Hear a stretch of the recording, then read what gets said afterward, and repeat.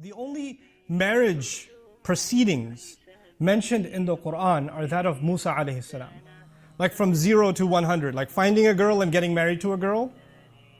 You know, that whole spectrum is captured in the story of Musa alayhi salam. Just a few things about that. First and foremost, he's from Banu Israel, yes? He's an Israelite. And he is homeless. He's a fugitive from the law. He ran from Egypt because he accidentally killed someone. So he's homeless, he's an Israelite, he's a fugitive, he ends up in an Arab tribe, Madian. He ends up in Arab land, where he finds a couple of girls, and he helps them. And one of the girls indirectly told her father she's interested in him. And the father immediately said yes. And they got married. So an Israeli got married to an Arab in the Quran.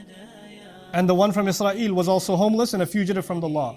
The only thing the father needed to see was three things. One, the girl's interested.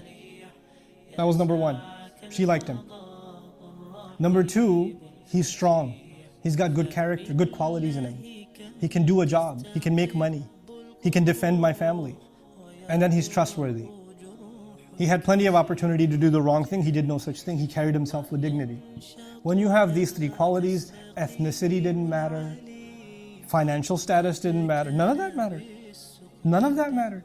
As a matter of fact, in this case, if nowadays when you say this, it sounds suicidal, for 10 years, between 8 and 10 years, Musa alayhi salam lived with his in-laws and worked for his father-in-law. And his paycheck came from his in-laws. Today when you say to somebody, hey, where do you work? Oh, I work for my father-in-law and I live with them too. Well, what a guy. This is a real man? This is a man even? He lives with his in-laws? You want to question the manhood of Musa alayhi salam? See what happens to you. Because you don't want to get punched by that man alayhi salam. What I'm saying is there are sometimes unusual situations. And Allah mentions them on purpose in the Quran because sometimes the marriage is going to be under unusual situations. Not every situation can be ideal. And in your family, if there's an unusual situation, don't sit there and cry, why couldn't we have a normal kind of situation? That's okay. Life is not about normal. Actually, when you dig deep in every family, there's no such thing as normal. Every one of us is weird. Every one of us has strange situations in their family.